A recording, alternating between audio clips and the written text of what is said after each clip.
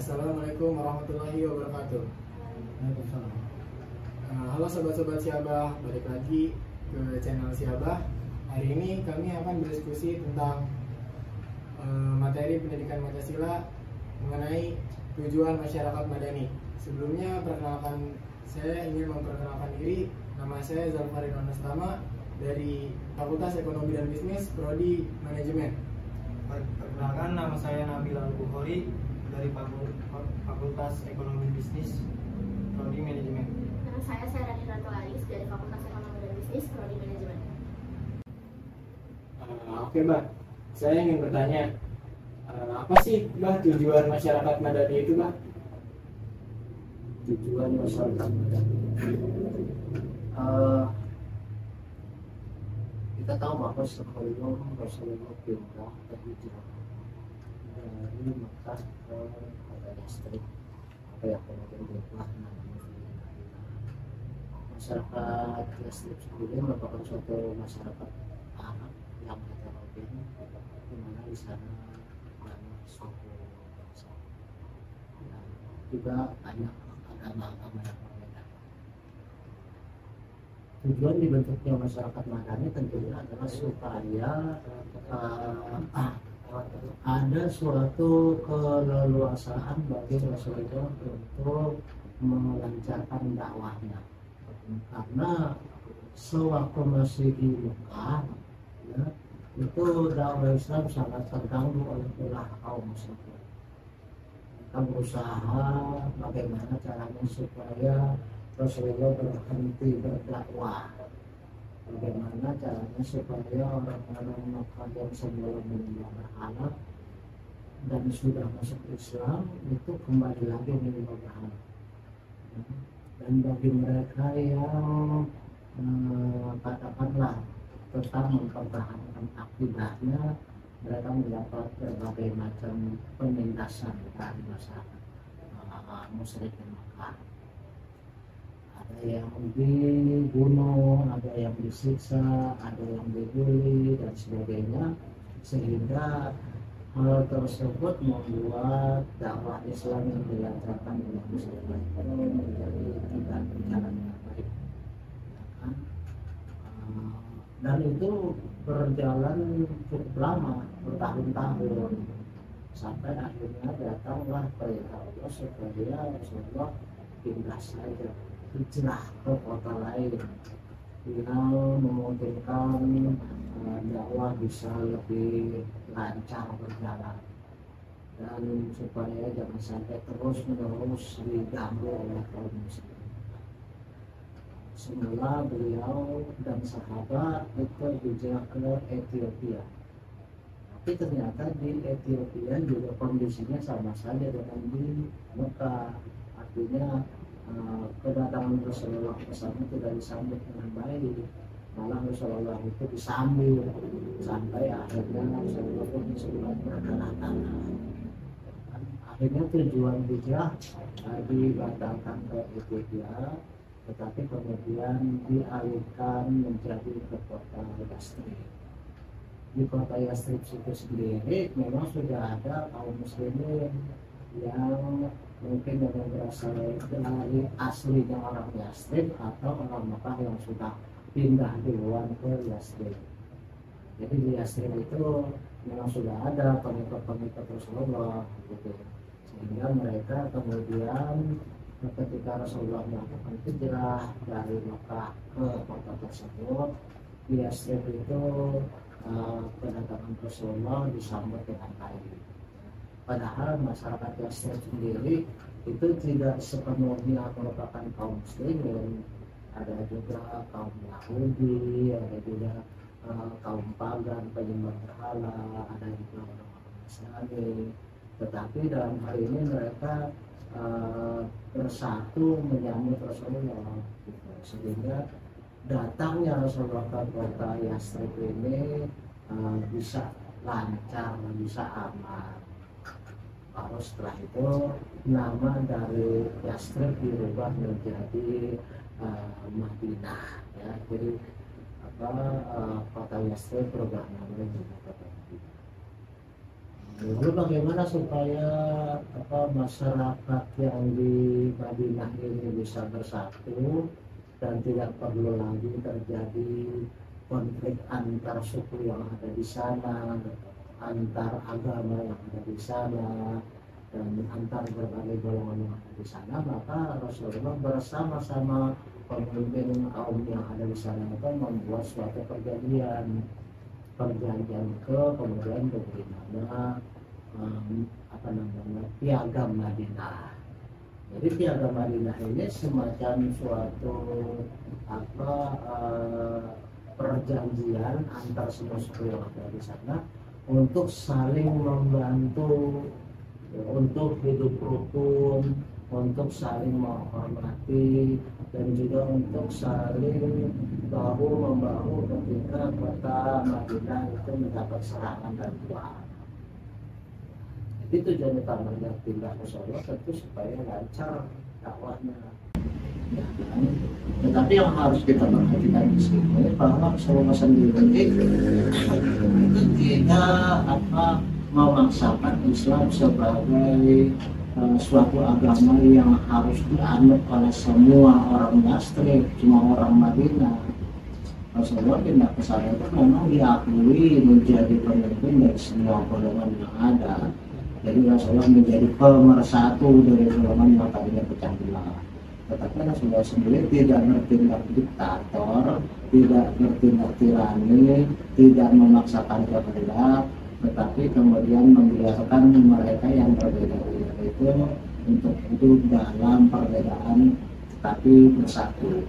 Mirip dengan kita punya semboyan, yaitu Bhinneka Tunggal Ika, biarpun berbeda-beda tapi bersatu.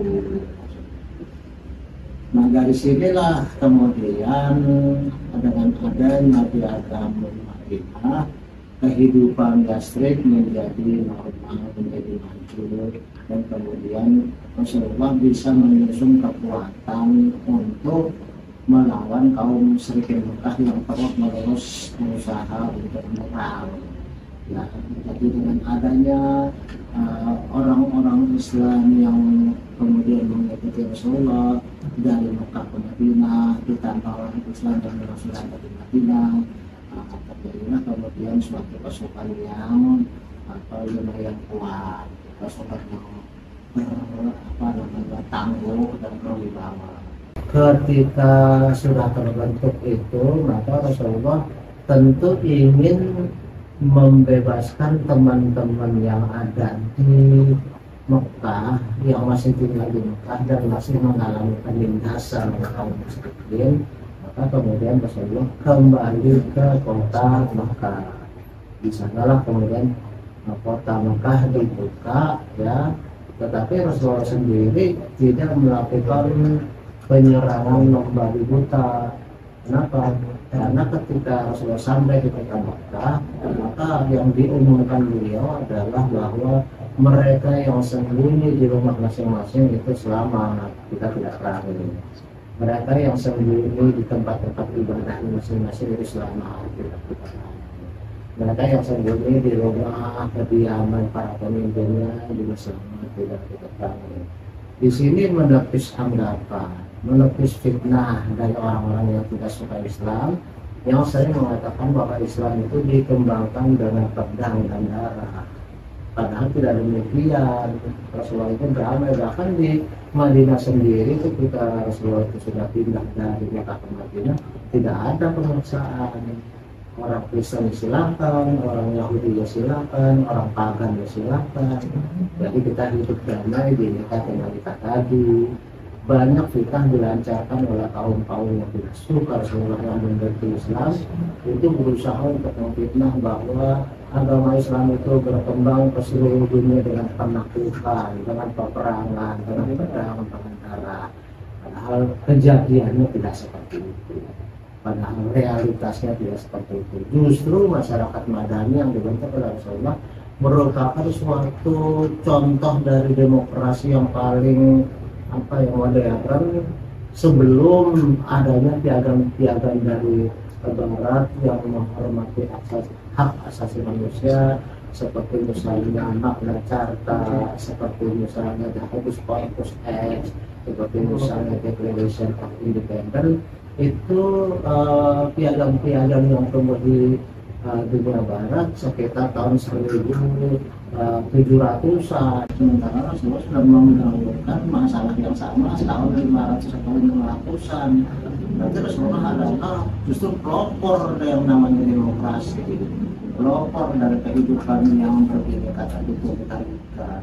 Sementara orang barat yang mengaku sebagai kampion demokrasi itu baru tahun 1700 ya. Kemerdekaan Amerika itu sendiri kan tahun 1776, 17 Juli 1776. Jadi 1000 tahun kemudian. Nah, cuma karena banyak sekali orang-orang yang tidak suka dengan perkembangan Islam, orang yang membenci Islamofobia, maka dilancarkanlah fitnah-fitnah mengenai Rasulullah. Ya kan? Ini kembali kepada tujuan dari pembentukan masyarakat Madinah, masyarakat Madani. Tujuannya tentu membentuk suatu masyarakat yang beradab, masyarakat modern, masyarakat yang toleran, masyarakat yang kompak, masyarakat yang bersatu dalam rangka mengurangi kebatilan, dan masyarakat yang juga demokratis karena tidak memaksakan kehendak atas satu pendapat kepada pendapat. Silakan ada yang lain. Saya mau nanya, Bang, apa tantangan terbesar toleransi dan pluralisme di dalam masyarakat Madani? Dalam masyarakat Madani yang seperti sering saya sebutkan itu banyak sukunya beda-beda, agamanya beda-beda, rasnya juga beda-beda, kemudian golongannya juga beda. Suku, agama, ras, dan golongan tuh di sana kurang lebih sama dengan Indonesia saat ini. Ya kan, Indonesia kan terdiri dari berbagai macam agama. Di sana juga terdiri dari berbagai macam agama. Ya, di sini terdiri dari berbagai macam suku. Di sana juga terdiri dari berbagai macam suku. Kan? Demikian juga dengan ras, kan ada ras Arab, ras Semit, ras Arya, dan ras yang lain-lain. Berarti ini dalam masyarakat Madani itu juga ras-ras berbeda. Golongan juga seperti demikian. Ya, ada masyarakat yang tergolong orang kaya, ada yang miskin, ada yang tergolong orang terdidik, ada yang tidak terdidik. Jadi kurang lebih kondisinya sama dengan Indonesia yang dilihat dari syarat. Maka di sana kita melihat bahwa Rasulullah itu menghormati dan tidak menjadikan syarat itu sebagai suatu alat untuk menekan kelompok lain. Berarti sama dengan Indonesia bahwa kita ini hendaknya menghindari masalah-masalah pertikaian, konflik antar kelompok yang disebabkan oleh satu perbedaan agama. Ya kan beda-beda agama masing-masing, tidak perlu saling membuli, tidak perlu saling menyerang, tidak perlu saling merendahkan. Itu yang disebut sebagai toleransi. Toleransi artinya kesediaan kita untuk hidup di dalam perbedaan, kan? Oke, kita beda. Kenapa? Karena Islam sendiri sudah mengatakan lakum dinukum muliatin, bagimu agamamu, bagiku agamaku. Ya udah terserah kamu aja. Kalau kamu nggak Tuhan itu ada tiga, ya udah kamu baik, gitu kan? Kalau saya kan menganggapnya bahwa Islam itu Tuhan itu cuma satu, yaitu Allah. Kamu hormati saya dong, saya juga menghormati kamu. Saya akan sholat di masjid, kamu akan sholat di gereja, di pula. Itu terserah kamu, terserah. Sesuaikan dengan agama kamu sendiri. Itu sesuai dengan yang sudah dicontohkan Rasulullah ketika orang-orang musyrikin Mekah itu memberi suatu tawaran kepada Rasulullah.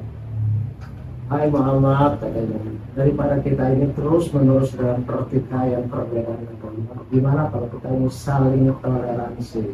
Apa bentuknya saling toleransi itu? Hari ini saya akan ikut kamu sholat di masjid, kata orang yang musyrikin Mekah. Besok kamu gantian ikut saya ke kuil, melakukan ibadah sesuai dengan agama kami, gitu. Itu kan kayaknya toleransi, saling menghormati kayaknya. Tapi itu kemudian tidak disetujui, maka turunlah al-kafirun. Kamu tahu kan al-kafirun kan? Apa? Ya ayyuhal kafirun. Apa artinya? Wahai orang-orang kafir. Orang kafir itu apa sih? Karena kafir itu adalah orang-orang yang tidak mau menerima Islam, orang-orang yang tidak mengakui bahwa Tuhan itu cuma satu, orang-orang yang tidak mengakui bahwa Nabi Muhammad adalah utusan Allah. Itu disebut kafir. Ya, jadi kita ini suka berusaha untuk melembut-lembutkan istilah. Jangan sebut kafir itu kayak gimana sih? Kita kan cuma beda agama, jangan bilang kita kafir. Ya nggak bisa, nggak ada istilah lain. Pokoknya kalau nggak menerima Islam itu adalah kafir. That's all. Kafir artinya cover dalam bahasa Inggris. Apa sih cover? Cover, menutup. Berarti kebenaran, cover. Ya. Jadi apa kebenaran Islam itu di cover sama ditutup-tutupi gitu. Maka kata Al-Quran itu apa itu?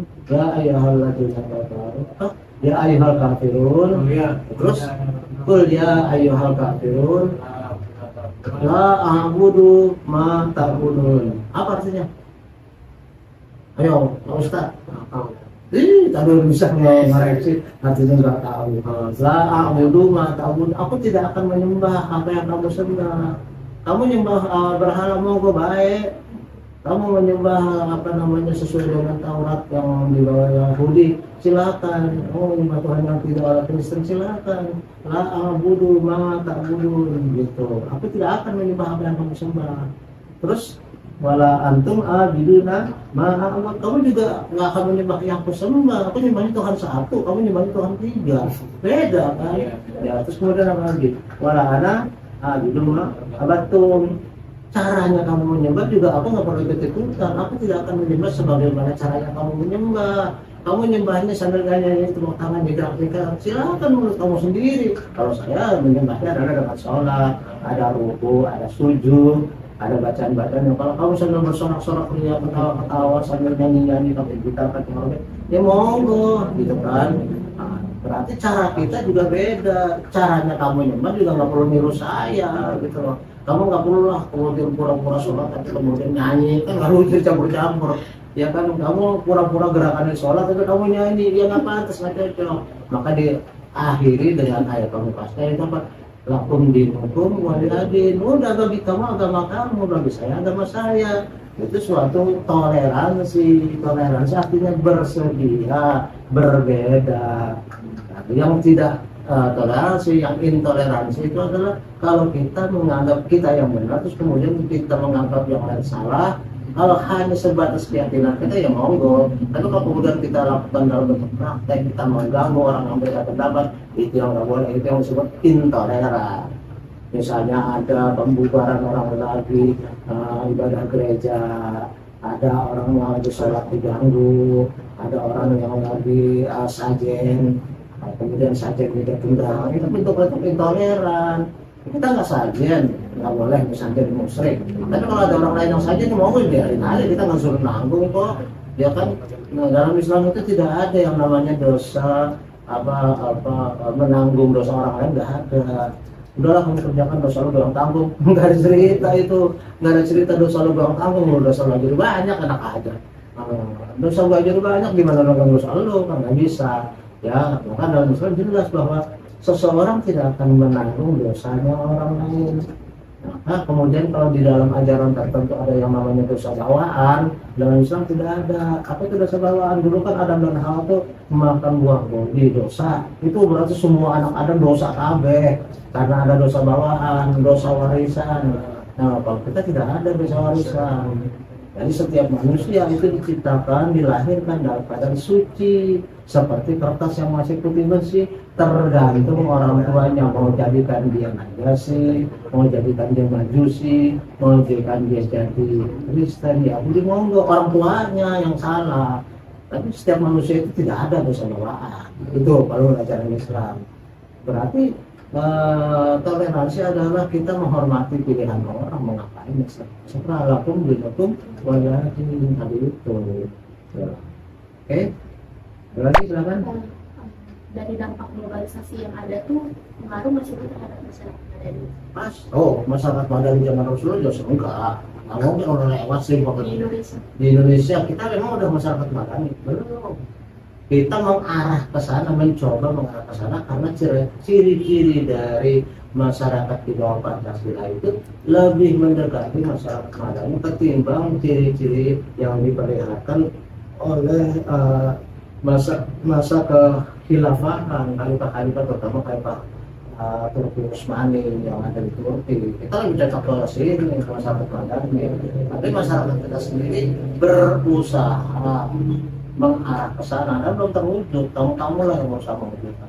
Tapi nggak perlu masyarakat Madani itu kemudian berlabel Islam, nggak perlu kita ganti NKRI bersyariah, nggak perlu. Kenapa? Karena kita sudah berketuhanan yang Maha Esa, kemanusiaan, persatuan, musyawarah, keadilan sosial itu ciri-ciri masyarakat Madani. Nggak perlu kita labelin lagi dengan rumah kita ini rumah orang Islam, apilasan itu kudu kita. Nggak perlu kayak gitu, ya kan yang penting kelakuanmu gimana. Terus ada orang yang ngaku-ngaku beragama Islam yang jidatnya hitam karena sujud, tapi kemudian masih omongannya tajam, omongannya itu tidak nyenaki, masih hatinya penuh dengan tertib, masih dengan suka menyebar hoax, menyebar fitnah. Nggak perlu label si mahum di wujuhihim min asar sujud, kata Allah, di wajah mereka terlihat tanda-tanda bekas sujud, bukan tanda sujud hitam itu, bukan. Kita Allahu Akbar, Allah Maha Esa, berarti kita tidak sombong. Begitu intinya. Terus kemudian diakhiri sholat itu dengan Assalamualaikum warahmatullahi wabarakatuh. Assalamualaikum. Berarti apa? Kita menyebar salam ke kanan, menyebar salam ke kiri. Berarti kita terhadap lingkungan itu menebarkan salam. Salam itu keselamatan. Kalau kita ke kanan, ke kiri menyebar bencana, menyebar apa, menyebar fitnah, menyebar hate speech, itu berarti kita tidak sholat secara benar, ya kan? Berarti kita cuma jidatnya doang. Kita mungkin waktu sholat itu waktu sujud dijedotin ininya, apa namanya, jidatnya. Terus kemudian bisa jadi juga itu sajadahnya udah pernah dicuci, kotor, dan jidatnya hitam. Tapi mulutnya makanya kemudian enggak apa namanya, nggak dijaga, jarinya nggak dijaga, perilakunya nggak dijaga, ya berarti itu tidak sesuai dengan si maupun itu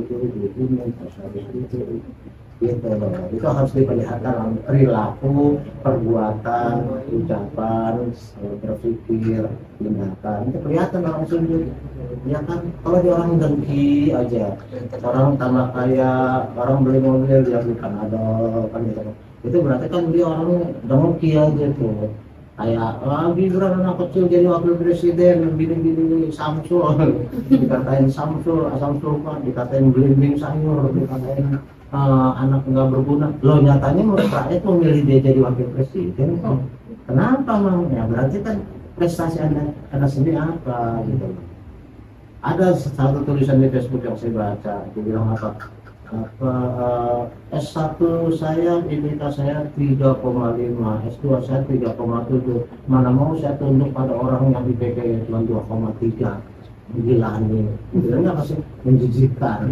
Itu namanya sombong. Memang prestasi kita ditentukan oleh IPK. Enggak lah, IPK itu hanya aku belajar. Kamu kuliah nih nanti besoknya, memang indikatornya IPK tinggi ya.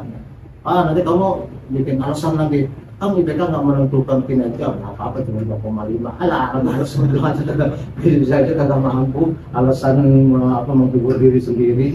Ya tetap saja kamu IPK harus tinggi, tapi tidak menjamin IPK itu kemudian menjadikan kamu orang ternama, kan enggak kan? Katakanlah saya nggak tahu Gibran berapa IPK-nya, tapi yang jelas ini sudah jadi wakil presiden kan?